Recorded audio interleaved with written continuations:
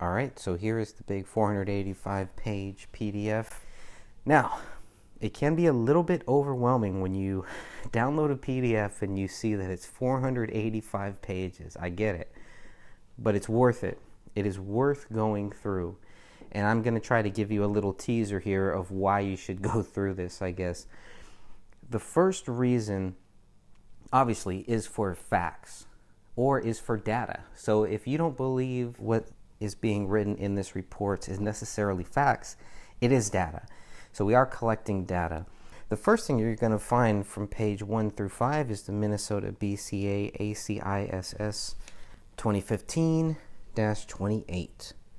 Report is dated 1/17/2015. You have the occurrence dates of 1/17/2015 at 1400 to 1/18/2015 at 5:30 a.m. 0530.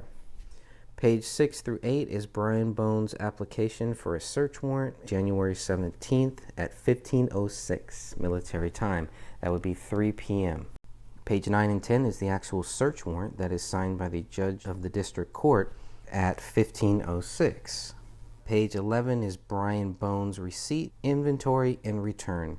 This shows that at 16:51 they searched the house, the vehicles, and the bodies. They collected items AV-1 through AV-22. Pages 12 through pages 13 are written by Sean McKnight. The receipt, inventory, and return. Date of search warrants issued by the judge is the wrong year on both pages, 12 and 13. The collected items AV-23 through AV-55 were collected, or at least written down, by Sean McKnight. And you can see on this, you can see that it's noted who actually collected that item. You'll see a TB, Tara Becker, SM, Sean McKnight, and so forth. BB, Brian Bone. So that's what those little indications are next to it. Page 14 through 17 is the Minnesota BCA ACISS Investigative Supplement Report, 2015-28/1. Report date is 1/22/2015. Two case files are mentioned here. The AVPD 15-303, and the other case file that is mentioned here is the MNBCA Forensic Laboratory S15-00662. Okay, so 1.1, 1.2, and 1.3 are CDs. There are 3 CDs out there. 1.1 contains the raw digital images of latent prints from the crime scene. 1.2 is a CD that contains raw digital images of handwriting on wall from the crime scene. And 1.3 is a CD containing raw digital images of bloody footprints found at the scene. Page 17 specifically mentions blood footprints. Now, I know that there is an image out there, a couple of them out there, that when I first saw the pictures of bloody prints on the kitchen living room area floor, I thought they were handprints. I really did. I go back and forth sometimes, but I do, right now at least, I do believe, yes, they are footprints. So I've been looking at any evidence of them being either footprints or any mention of them being fingerprints. But here they are specifically mentioned on page 17 as footprints. So we're going to start there. Okay, we're going to say, okay, this is what the BCA, this is what the investigators concluded at this point, that they were footprints. What's even more interesting is that you can clearly see that it is one foot. It is a right foot. So here's what I have some notes for about page 18 and 19. This is a laboratory analysis request at the attention of Tommy Booth. The estimated due date for these latent prints would be 4/26/2015. The estimated due date for the question documents, which we'll cover later, would be 4/26/2015. So they're saying by 4/26/2015, they should have some answers about the latent prints, and about the questioned documents. The circumstances and purpose of the analysis is for the latent print comparison and the handwriting analysis comparison. Sticking with that document on page 19, the document was submitted by Elizabeth Elyers of the BCA and received by Carol David on January 26, 2015 at 11:17:48. Page 20 is interesting because it's a draft page. Draft is written 3 times in red on this page, and there's really not much to this. This was filled out, and this is, okay, so we're getting into the ACISS report. Now remember, ACISS report 2015-28. And what you're going to see is a lot of these documents are going to have the same name, ACISS report 2015-28, but then it's going to have a /2/3. Let's go to page 21. MNBCA ACISS attachment 2015-28/3. The report date is 1/26. This is the preliminary autopsy. Okay, so page 23, 24, and 25 are the press release report about this case regarding David, Kamel, and Rania, released by the Hennepin County Medical Examiner's Office. And it basically says David died as a result of a suicide. Kamel died as a result of a homicide. Rania died as a result of a homicide. By 1/21. There's no doubt in their mind. Or they wouldn't have released those documents. But they needed to, especially for public panic, and really especially just for all of the conspiracies. But I didn't think that they really gave the conspiracies any chance. They did not even want to consider a conspiracy here. That's the way I saw it.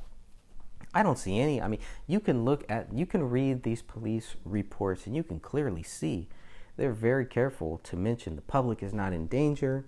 Everything is fine. We got this case solved. That's pretty much all we were getting. And that just fueled so many conspiracies. And instead of helping these conspiracy theorists kind of understand what was really happening, a lot of people just went silent. They went dark. And I can understand, it really puts the investigators in a very tough spot, especially if they really do want to help the public understand what happened here. It's a very tough spot now because it is an ongoing investigation. But at the same time, they're completely discrediting any possible theory of foul play. They're completely glossing over any possible explanation, any reason, anything that might show that they cannot prove David Crowley is guilty. It's one thing to accuse him, but it's another thing to actually prove it. They were successful in accusing him to a point, and up to a certain date is what I think. They were very successful in trying to convince the public and trying to convince the average person that David Crowley was guilty. They failed, and they continue to fail. And the reason the case needs to be reopened is because they will continue to fail to prove David Crowley is guilty because they cannot prove it. I truly, honestly believe that. Now, can I prove that they cannot prove it? Yes. If these documents, if what I have, if everything that I've seen is what they base their theory on, unless they have secret knowledge, some hidden information, unless they have things that we're not seeing, yes, I believe we can prove that they cannot prove David Crowley is guilty based on their evidence, based on their documents, based on their photographs, based on their reports, based on their comments, based on everything they have given us. There is no way that the police, that these investigators can look at the documents, look at the photos, look at everything they've given us and say, okay, you will understand now why David Crowley is guilty. They really didn't even try. They were already thinking it didn't matter what they told us. we were still going to think David Crowley was not guilty. That's their own fault. And they were monitoring the group page. They were monitoring the Justice for David Crowley and Family Facebook group and the Justice for David Crowley of Gray State Facebook page. So they knew that there were people like me who were not convinced.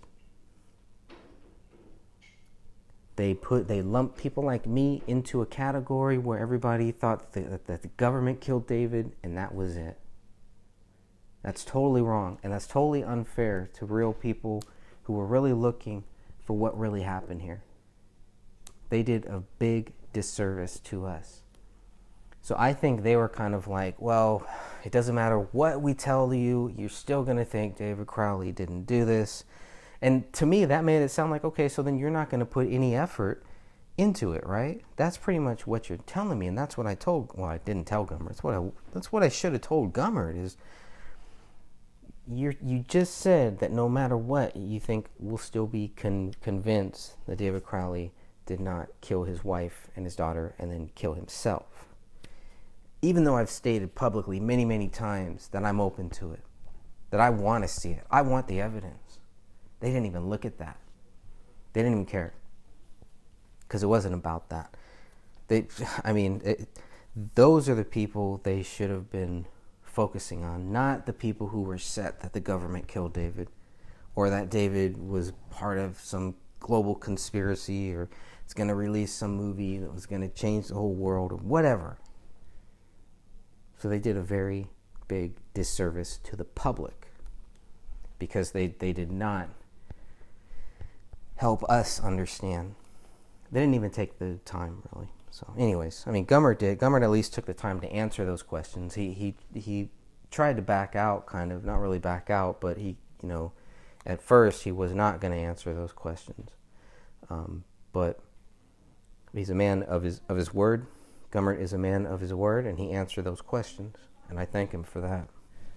Page 26 is ACISS Attachment 2015-28/4, report date 1/26/2015. And this is in regards to the latent prints of David Crowley and the DD-214, which is his military record. That was requested by Chris Olson. Status was approved, and the approved date is 1/26/2015. The record originating date is 1/26/2015. It says on January 21st, 2015. Oh, here we go. Here's the FBI thing now.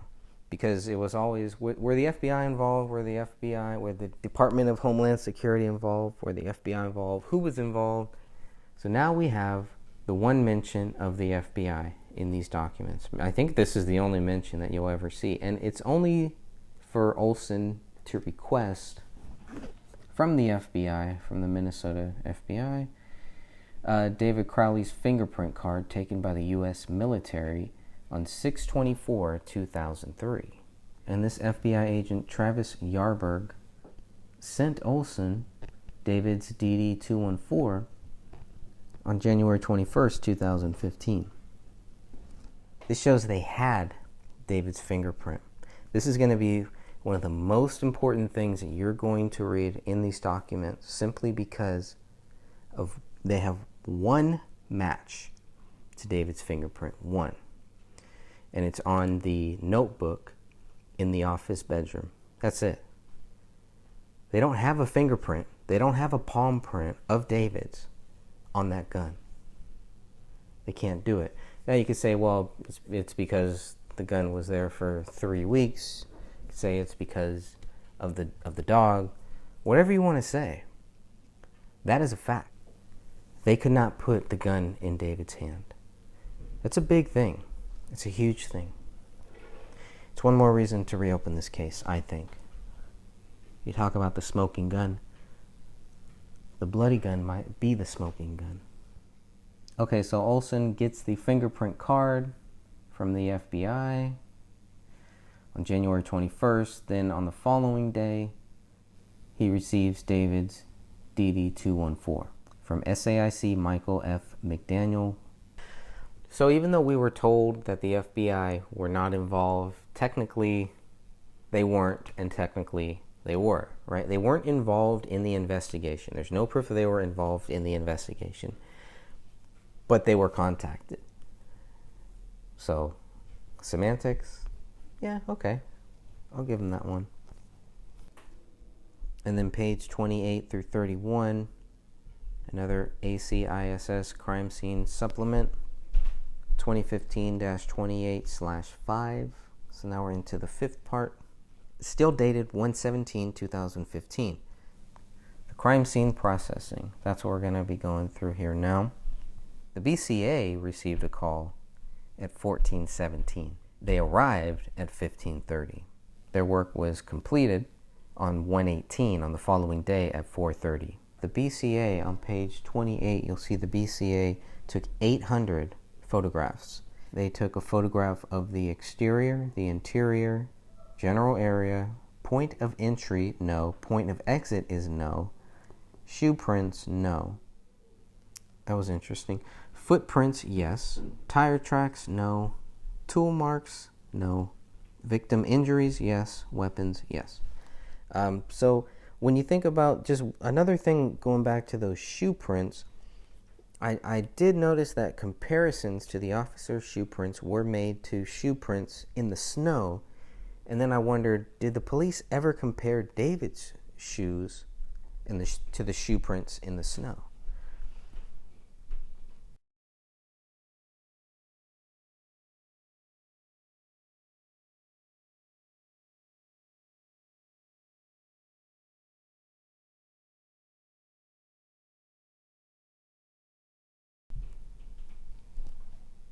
And then I wondered if the police ever compared David's shoes to the shoe prints in the snow.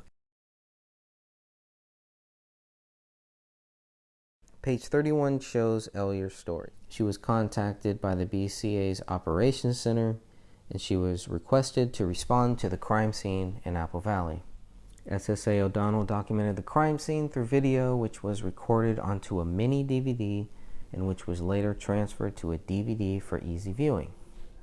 So the photos are on a DVD that is marked item .2. Page 32 and 33 cover the Minnesota BCA ACISS attachment 2015-28/7. So now we're to the seventh document associated with this. The report date is 2/13/2015 from 17:05 to 17:13. Okay, these reports and exhibits are received by the Apple Valley Police Department. Report by Chris Olson on 2/13/2015. S.A. Olson received 20 PDF files. 20 PDF files. These files included reports and other investigative exhibits relevant to this investigation. If you look at page 34 through 37, you get half a list of the top 200 donors. Start with number 1, and it's a big jump from number 1 to number 2. Okay, so page 38, you'll see here, we got the training here that Kamel and David took. If you're looking at page 40, you'll see Kamel's training verification through Quorum Security Incorporated. Page 43 has the gun that David gave to Danny Mason as a gift.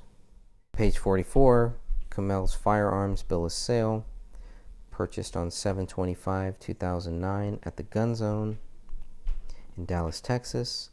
She paid with a check, total of $508.76. She bought a Springfield XD 40 caliber, serial number US 163310, signed by Kamel. Page 45 through 47 is David's training verification certificate. Course completed on November 8, 2009, and done by the same company, Quorum Security. Page 48 is David Crowley's private firearm transfer to Adam Schambauer. It's dated September 17, 2010. It's given as a gift, and it's from the AR-15. It is the lower receiver, serial number 61242. Page 49 is a private firearms transfer from David Crowley to David Stark, dated June 17, 2012, conducted as a sale. David sold Mr. Stark a Springfield XD 40 caliber subcompact, serial number US 163310. Kamel buys this gun on 7/25/2009 in Dallas, Texas for $508. Sells it, or David sells it, to David Stark June 17th of 2012. Page 50 through 133 are the police reports. And here we go again, the police reports. There are some police reports in here, and there are some police reports that are missing. The ones that are missing look like it's generally the ones at the end of the 94 pages. So that's curious. The last update that we get where the case is exceptionally cleared is not in this set of police reports. That's a big deal. The other interesting thing to notice about this is some of what was censored in the 94-page PDF is not censored here. So there is some good data there. There is some good stuff to actually go through. It'd be good to have a full comparison of everything about what is blocked out in the original 94 pages, and then compare that to what is not blocked out here in these 70 some odd pages that we have of police reports. Page 134, 137 is the BCA lab analysis request by Tommy Booth. The section involved the crime scene team. The estimated due date is 2/17/2015. Firearms, the estimated due date is 5/18/2015. Latent prints, the estimated due date 4/18/2015. The nuclear DNA, estimated due date 5/18/2015. And the question documents, estimated due date 4/18/2015. This is all on page 134. The evidence list begins on page 134 as well and goes through all of the items number 1 through 48. Now, you'll notice just 1 through 48 because right now they don't have 49 through 56, and then later they'll have 57. So you're going to see this document, 3 sets of the same document here. Okay, and as we move on to page 138, the AVPD press release. Now we're going to see 1, 2, 3, 4, 5 of these press releases. Note these dates, note these times. This is very important. All right, so on page 138, this is the very first one. This is the first press release. Suspicious deaths. And you'll note here, it does not mention a double murder or suicide. This was set to release at 3:30 p.m. January 17th, 2015. Little over 2 hours have passed, and the first press release goes out. Suspicious deaths. Doesn't really say much. Shouldn't say much because they don't know much. This one is dated January 18th, set for release at 11:40 a.m. This one does mention a murder-suicide, but they're very clear to make sure that there's no threat to public safety. To me, that shows, and I think this has been brought up many, many times, but just to say it again, it does show that by this time, the police were working with the theory that David Crowley was guilty. That is their working theory. They don't have 2 bullets yet. They don't have item 53. They don't have item 57. Item 57, obviously, they don't find that one until February 18th when they're told about it by Chris Klein, or else they would never have item 57. So thank you, Chris Klein. Think about that for a second. Let's say they never had item 57. This wouldn't match up. Nothing would match up. Of course, only 4 bullets and 6 casings found on January 17th does not match up either. So if you're still looking at page 139, you can see, based on this, that the medical examiner's office is still working to positively identify the 3 dead bodies. They haven't identified them yet, and they're already working with this theory that David Crowley is guilty. Even on January 19th, they don't have a positive ID, page 140. But they're already treating this as an apparent murder-suicide. So maybe they're just being cautious. Maybe that's just legal speak, and they're just making sure CYA. And on page 141, dated 1/21/2015 at 3 p.m., now they have a positive ID. So by 1/21, they have a positive ID. They have already said that they believe that this was a murder-suicide. We can conclude that by 1/21/2015, the police are working with that theory that David Crowley is guilty. They're not looking at other theories. They're not looking at foul play. They've ruled out foul play. Okay, page 142 is going to be the fifth and final press release that we're going to see here. And the investigation is still ongoing. Last verified activity from the residents was late December of 2014, according to investigators. Captain John Bromell is actually quoted in this last one. He is quoted, "The analysis of these devices could provide important information about this incident, but that analysis will take time." Page 144, 145, and 146 all look like they are trying to identify Kamel. January 18th, 1:49 a.m. Ryan Olson sends Sean McKnight this image on page 145 to identify her by her tattoos. Probably one of the fastest, easiest ways to identify a person, I would think. We're going to move on to page 147. Page 147 shows how they were trying to identify David Crowley through the tattoos. And you will note that date originally sent from Ryan Olson to Sean McKnight on January 17th, 2015. Okay, page 150 to 151 is a release form where they are releasing the dog to Dan Crowley Jr. The dog was obviously impounded on 1/17/2015. It's a mixed breed. It's a male. Dan Crowley Jr. claims that dog on January 21st, 2015, according to these documents here. So this fax that we're seeing here, this document was faxed from the pet hospital to the Apple Valley Police Department on January 21, 2015. You can see that on page 151. On page 152, you will see that on January 23rd, 2015, Tommy Booth is notified that the forensic scientist assigned to the nuclear DNA section assignment in this case will be Rebecca Diane. Page 153 is the handwritten report with a list of authorities involved. This lists everybody who was involved in this case.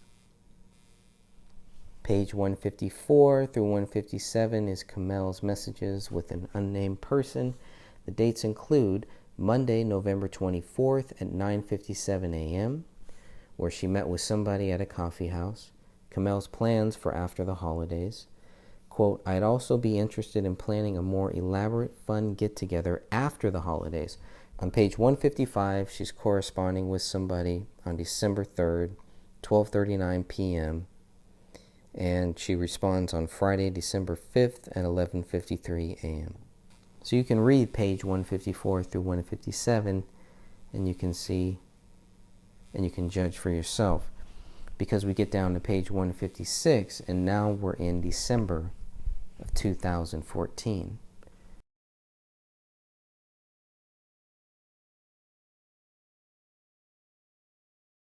Page 158 shows what guns were taken from the house on January 18th, 2015. There are 9 in total. On page 159, you'll see that Brian Bone is trying to get access to David Crowley's Dropbox. He is requesting a preservation of the account and any account associated with this specific Gmail account, crawls04@gmail.com. Page 160 through 162, we're back to the BCA Forensic Science Service, filled out by the AVPD Brian Bone. This is for the nuclear DNA test. Specifically, look at what it says under latent prints here. Elimination principles from all principles? No. Major case prints, fingers/palms for crimes against people? No. Is the evidence process? No. DNA cases. Known DNA samples from all principals. Yes and no. Still on page 161. It clearly says yes and no. Both of those boxes are marked on page 161. Page 162, the elimination principles names David, Kamel, and Rania. All right, page 164 shows Joe Cooksley as the forensic scientist assigned to the crime scene team. Page 165 shows that Catherine Roach is the forensic specialist assigned to the nuclear DNA section. Page 166 through 318 shows David Crowley's Facebook account activity. Page 319 through 332 is David Crowley's conversation with Brendan J.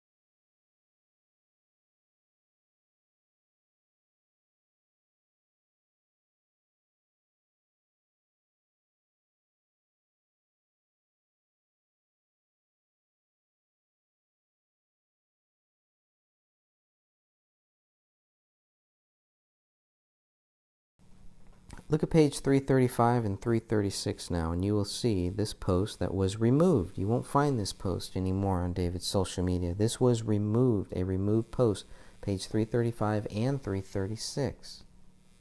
So the police were able to get a record of this.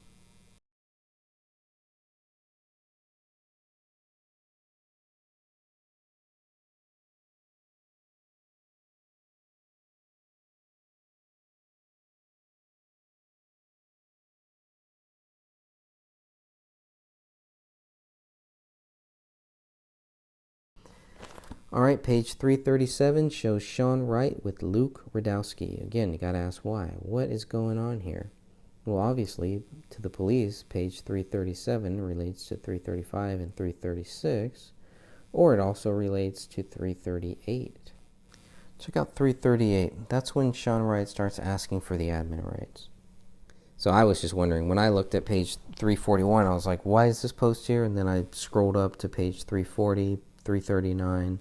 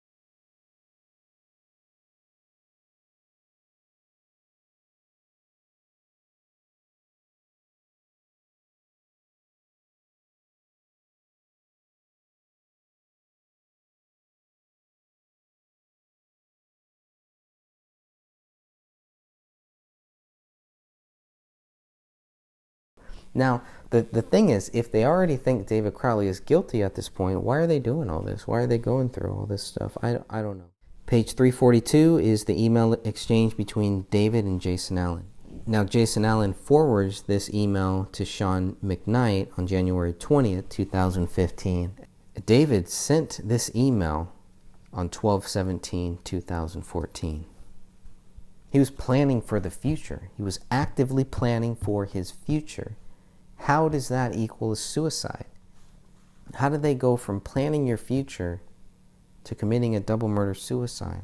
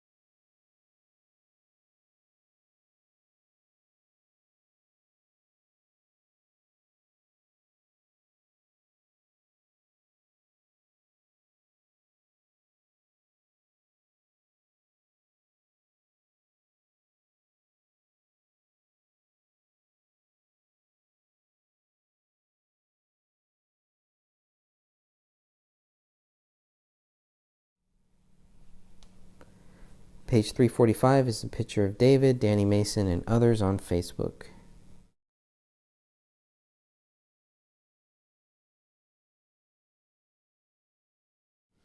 Page 346 through 349 is the AVPD Property and Evidence Report. Very important document here.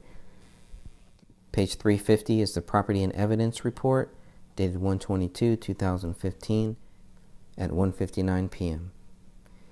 This is the bullet that rolled out of the carpet. It's also listed as item 026 on there.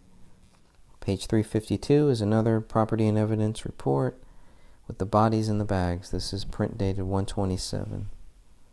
Page 353 is David's clothing list. Page 354 is the evidence receipt for David's clothing list. Page 356 to 358 is the same thing for Kamel, her evidence receipt.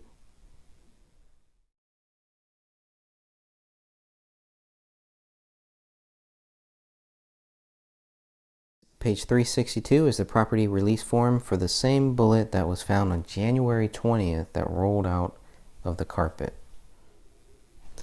Very interesting. The item number 53 was found on January 20th. Okay, page 363 to 367, forensic laboratory analysis requests for nuclear DNA comparisons for item 50, item 51, and item 52. David's known blood sample, Kamel's known blood sample, and Ranya's known blood sample. They also requested nuclear DNA comparisons for item 53. That was submitted on 1/23/2015 at 10:05. Page 368 to 372 is Brian Bones' application for a search warrant and supporting affidavit and search warrant. 373 to 375, Brian Bones / Sean McKnight receipt, inventory, and return. Now we're getting to the nitty-gritty. AV-1 through AV-55. You'll notice on page 373, it's dated 1/17/2015, but on page 374, it is dated 1/17/2014. Simple error, minor error. Here we have 23 through 44. Looking at page 375, going to AV-55. 367 is the receipt of filing search warrant. Contains a copy of the warrant. 378, AVPD Detective Michael Tietz to AT&T National Compliance Center for AT&T, sent on 1/22/2015. Page 379 shows AVPD's attempt to contact T-Mobile. Page 380 through 384 is a search warrant application for AT&T phone record 651-333-0072 between the dates of 9/1/14 and 1/21/2015, signed on 1/22. Page 385 to 389 is a search warrant for AT&T phone record 212-470-5794 between the dates of 1/1/2014 and 1/21/2015. Page 390 to 394 is a search warrant for the T-Mobile phone 254-616-0461 between the dates of 1/1/2014 and 1/21/2015.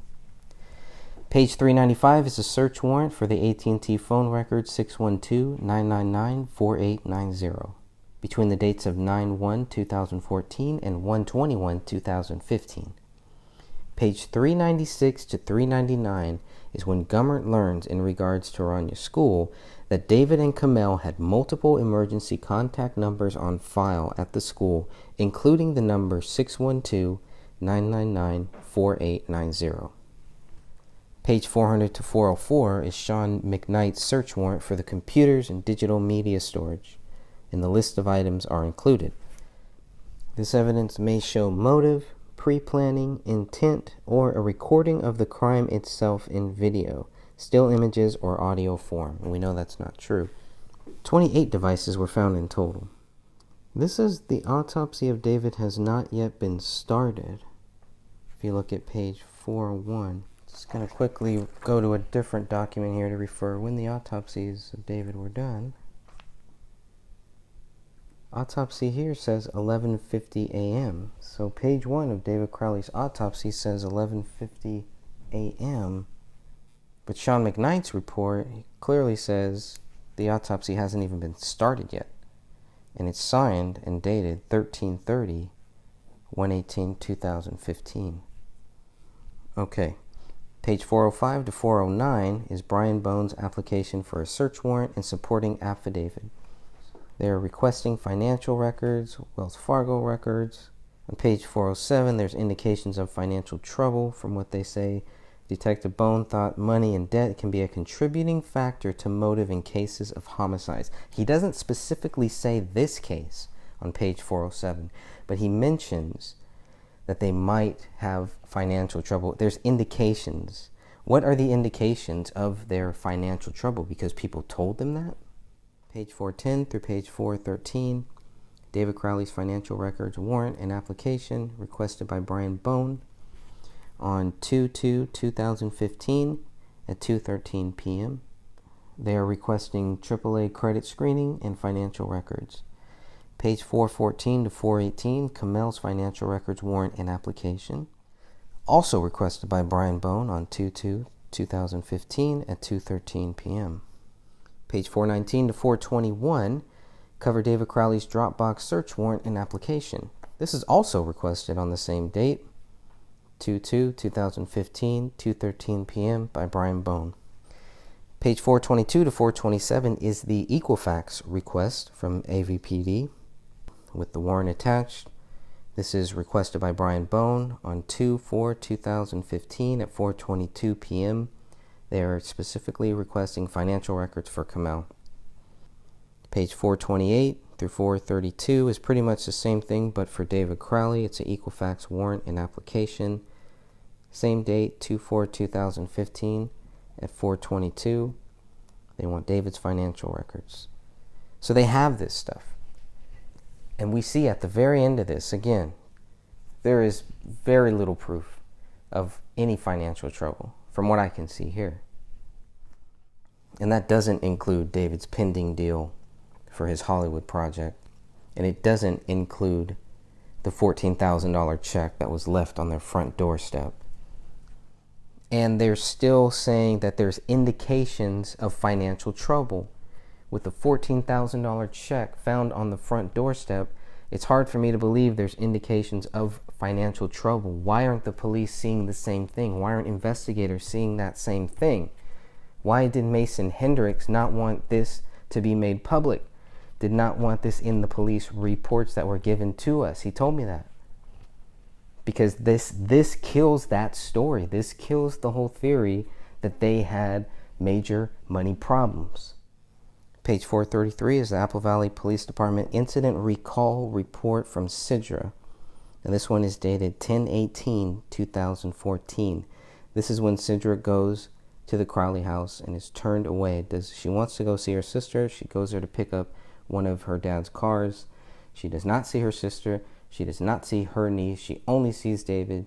From what she says, David won't let her in, won't let her see them. And she's worried. Who wouldn't be worried? You should be worried. This is the second call. This is Sidra's second call to 911. The first call you'll see on page 343. And that one happened same date, 10/18/2014. This call was at 19:08.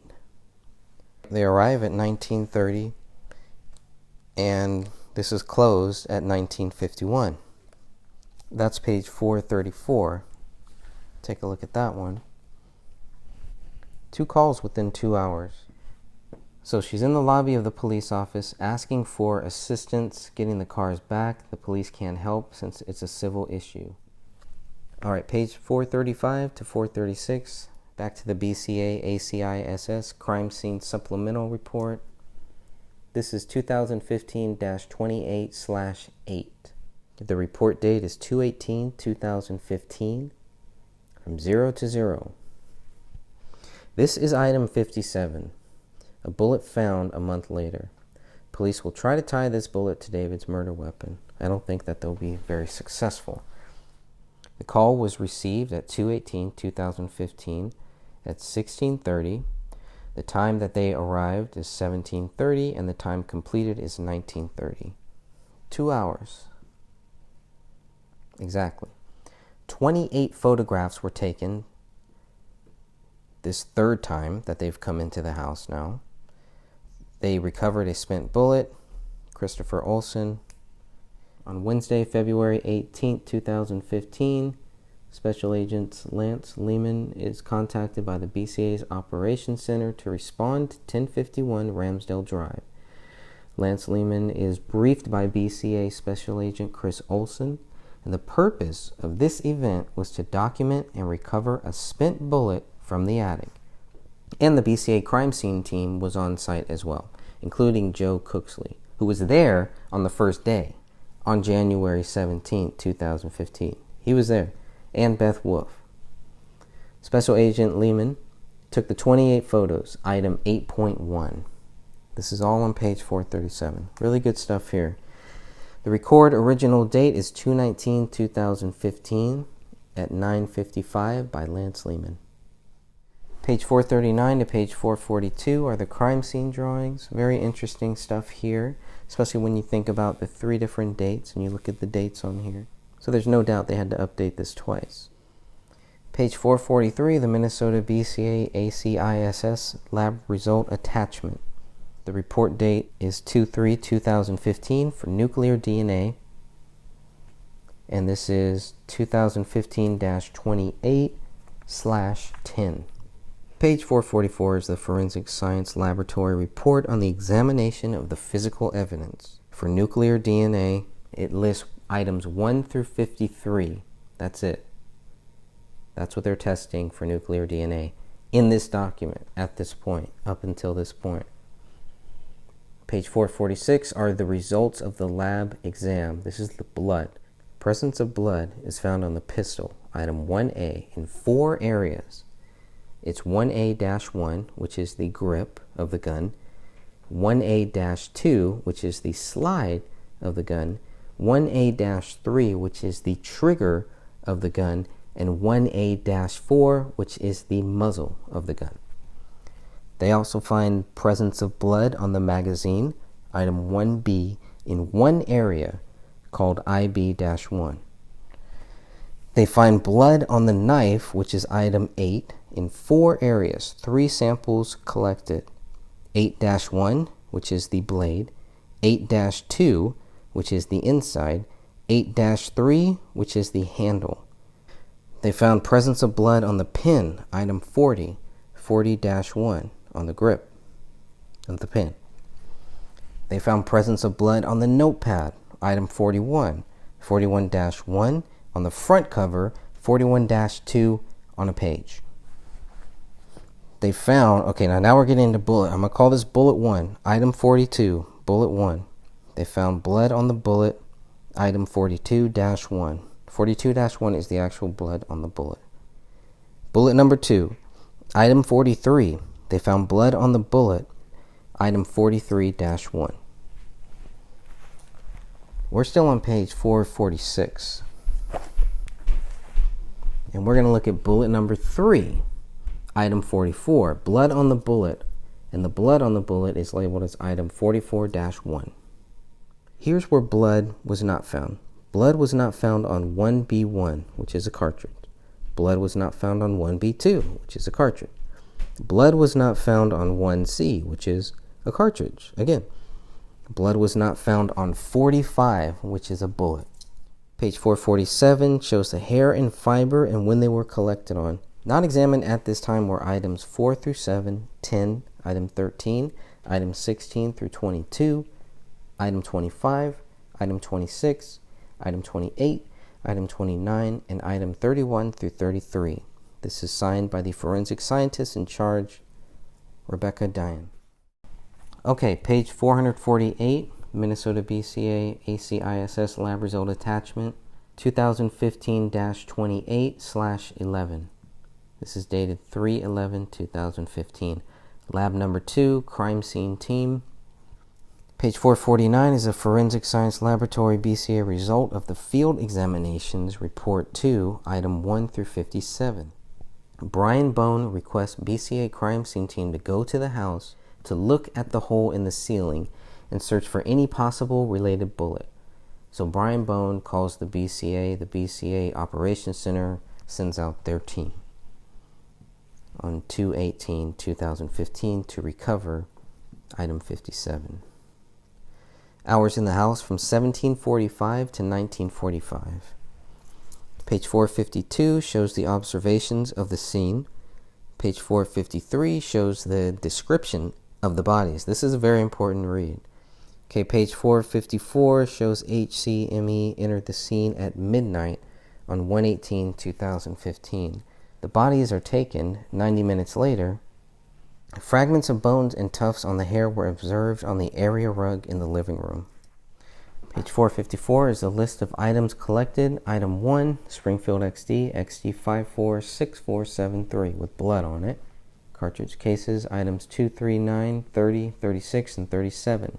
Cartridge item number 7. 3 bullets, 42, 43, and 44. Bullet fragment item 31. Book with blood on it. Item 4. Pages torn out of the book with blood. Item 5, 6, and 10. The knife, open, locked back knife. Item 8. Page 454 clearly shows that the knife was open. Blood swabs from the wall, A and B, items 11 and 12. Page 455, blood swabs from the east wall, item 29. Blood swabs from the south wall behind the Christmas tree, item 33. Blood swabs from lower front right corner of the recliner, item 34. Blood swabs from wood floor outside of area rug, items 13, 14, 15, 18, 19, 20, and 32. The magazine from item 1 had blood on it, ridge detail, loaded with less than 4 cartridges, also a cartridge in the chamber. Page 456, item 57 is mentioned. A projectile was traveling generally west to east as it entered the ceiling and exited the attic. From the island counter wall below the countertop, items 16 and 17. Blood swabs of underside the island countertop, item 28. Blood swabs of the laptop's A key, item 24. Blood swabs of the keyboard surface, item 23. Blood swabs from the island countertop next to the laptop, item 25. Blood swab of tissue box, item 26.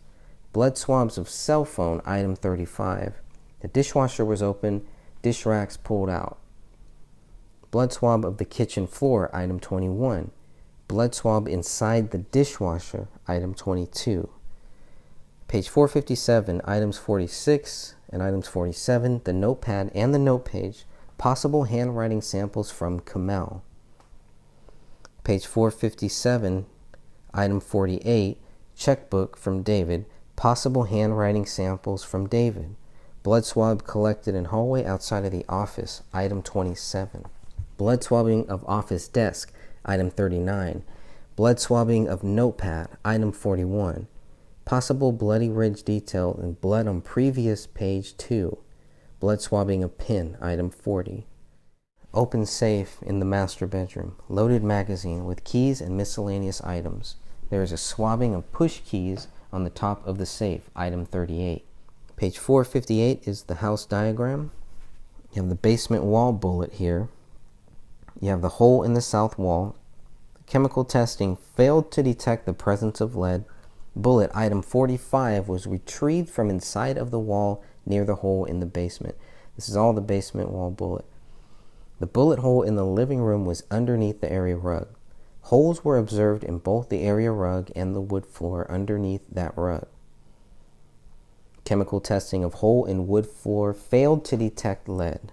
Page 459, additional items submitted. Item 49 by Special Agent Chris Olson. Item 50 through 53 by Whitney Dorn. Item 54 through 56 by Special Agent Beth Ellers. Nuclear DNA tests were done on items 1 through 45, items 50 through 53, and item 57. Latent prints were done on item 1, item 40, item 41, item 49, and item 54.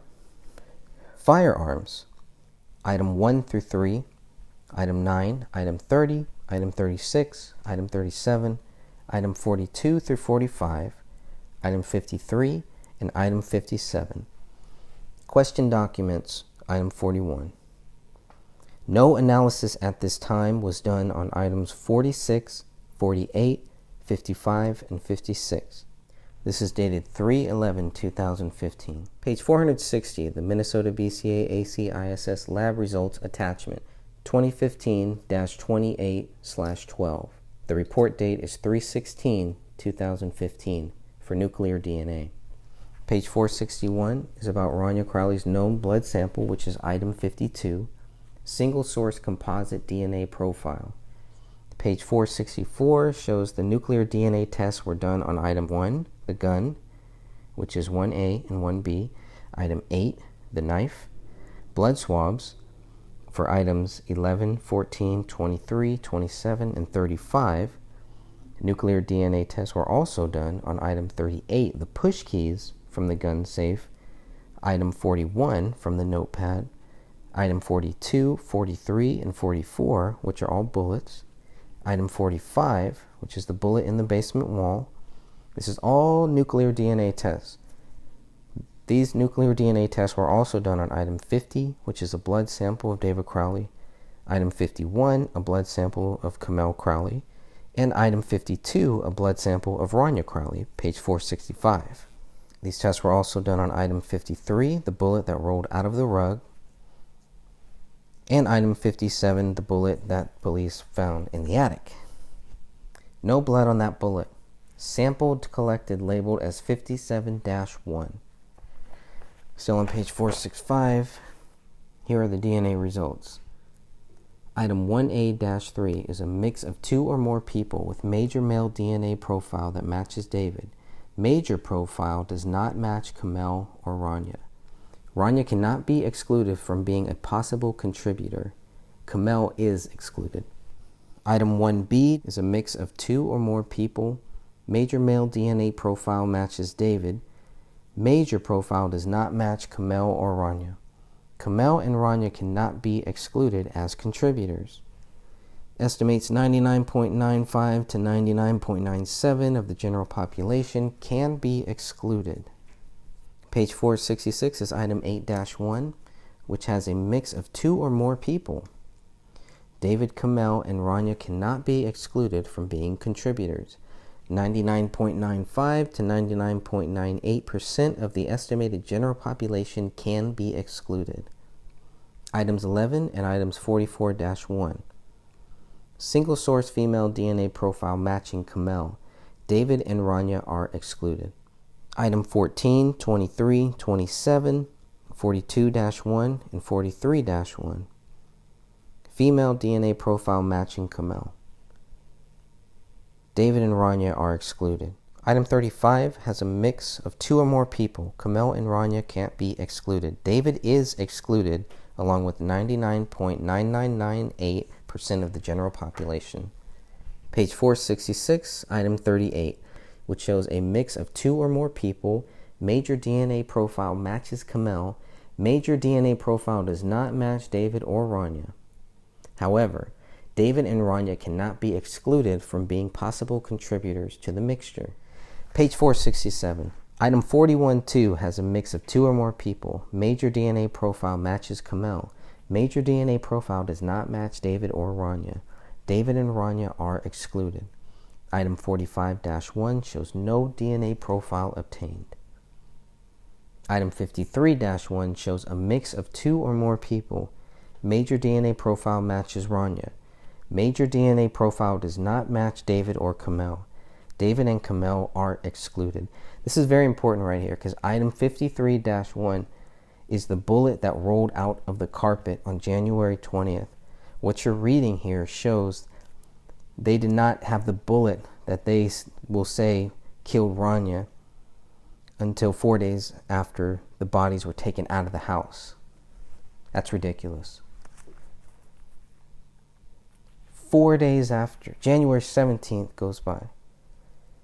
Bodies are taken out January 18th. January 19th goes by. January 20th, when there's cleaners in the Crowley house, a bullet rolls out of a carpet, lands on the hardwood floor, cops are called in to collect this bullet, this document on page 467 shows this is the bullet that killed Rania, most likely. That's what it's telling me. They missed this bullet too. The only bullets they found, if their logic is correct, the only bullets they found on January 17th were related to Kamel. Page 467 to 468 covers item 57. There is a male DNA profile that matches David Crowley. Kamel and Rania are excluded. Insignificant genetic information led to no statement on minor types. Page 469 is the autopsy reports. Minnesota BCA ACISS attachment 2015-28/14. The report date is 4/14/2015. This is the final autopsy reports. Page 470 shows that Chris Olson receives the final autopsy reports. Final autopsy claims David died of a self-inflicted gunshot wound to the head. Page 471, the Minnesota BCA ACISS lab result attachment 2015-28/15 with the report date of 5/24/2015. Lab 5-FA. Page 472 covers the forensic science laboratory tests on firearms. Lab 5, there's an item list. This is dated 5/22/2015. Page 473 shows the results of the laboratory examination. On item 1, the gun fired item 2, fired item 3, item 9, item 30, item 36, and item 37, for a total of 6 .40 cal Smith & Wesson cartridge cases. Now, item 1 also fired item 42, item 43, item 44, item 45, item 53, and item 57, for a total of 6 .40 caliber Smith & Wesson bullets. They find matching features between item 57 and item 31. So item 1 fired item 31. Item 7 was not examined. It's a cartridge. So they take the matching features between item 57 and item 31 to show that item 1 fired item 31. Examinations of item 42, 43, 44, 45, 53, and 57 showed them to be consistent with bullets from the Winchester PXD1 brand cartridges. You know, when I first read this, I thought it was the other way around. I thought they were using item 31 to help prove item 57 was fired by David's gun. Reading this now, I'm looking at it differently, and now I'm thinking they're trying to say what they found with item 57 helps them prove something about item 31. They don't even know that David's gun fired item 57, and they're going to use item 57 to help prove that David fired item 31. Lisa Kinsella is the forensic scientist here. Page 474 is the Minnesota BCA ACISS lab result attachment 2015-28/16. The report date is 7/2/2015. Lab 6. This includes a list of question documents. Includes 41A-1 to 41A-59. Lots of items to cover here. Okay, page 476. We're talking about blood. Item 41A-20A. 2 ESDA lifts taken of impressions found on the front side of page 20 of item 41, the spiral notepad. Item 41A-21A.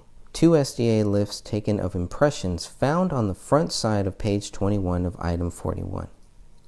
So the comparisons will not be done at this time. If you're looking on page 477, comparisons of item 41A-30 and question writings and photographs saved, item 55, will not be conducted at this time. Still in the handwriting now with page 478 with alternate light source examining results. Exams of item 41, front, back, 59 pages inside, failed to reveal any latent writing material. Items 41A-1 through 41A-59. So they go all through these 59 pages. 41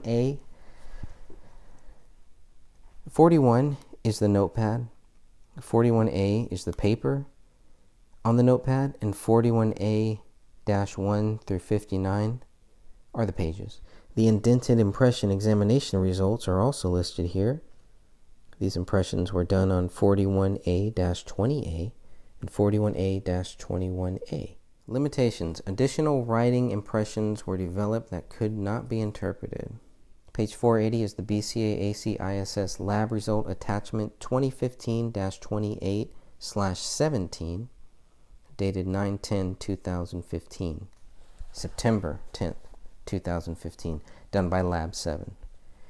Page 482 shows the latent prints, dated 7/31/2015. List of items submitted are all from page 482 to 484.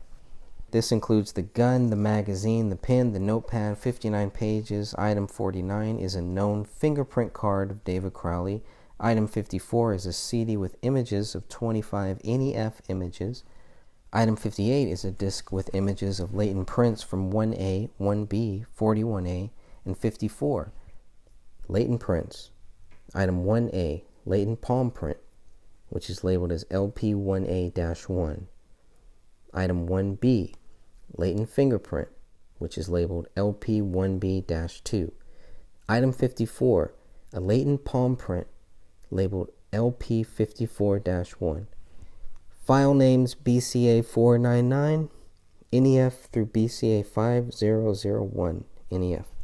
A limited examination of latent prints is apparent blood from item 41, 41A, 41A1 through 41A59, all submitted as item 41.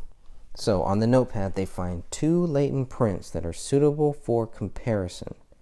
The latent prints, item 41A-30, latent print impression, could be from a finger or a palm. Item 41A-31, latent fingerprint, LP41A-31-1. This is blood. Now don't forget, they searched in the MOFIN database and no suitable candidate was generated for these latent prints. Latent print results, page 485. LP1B-2 is a fingerprint inconclusive to Crowley due to the limited quality and quantity of information in the latent print. LP41A-30-1 is a palm or fingerprint inconclusive to Crowley for the same reason, because there's a limited quality and quantity of information in the latent print. It's not a good enough latent print. LP41A-31-1 is a fingerprint of David's left middle finger on the note page.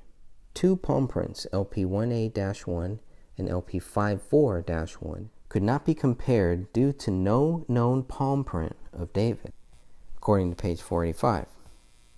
This is dated 7/31/2015, well after they had contacted the FBI and the military. So they have palm prints, but they can't match them to David. They have a fingerprint, 2 fingerprints. Can't match them to David. Yet they're still going to go and claim David is guilty. Contact information is left if additional examinations are necessary. I believe they are, so hopefully we can get to that. Contact the BCA latent print section. This is written by forensic scientist Jennifer Kostrowski. They reviewed 5 latent print results, 3 fingerprints, 2 palm prints. Okay, the 3 fingerprints, LP1B-2, inconclusive to David Crowley. LP14A-31-1, inconclusive to David Crowley, which is the notepad. LP1A-30-1 is inconclusive to David Crowley, and this is the note page, number 30. LP41A-31-1 has David's left middle finger. This is the only fingerprint that they have, is of David Crowley's left middle finger, found on the note page, page 31 of the notepad.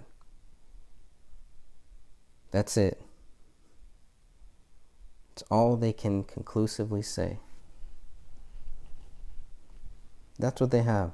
A left middle finger for all of us, pretty much. Okay, palm prints. LP1A-1, no palm print comparison. LP54-1, no palm print comparison. They have no palm print comparison for David Crowley. Fingerprints don't match except for one, Don't match the gun, don't match anything else. Until we meet again, the gray stage continues.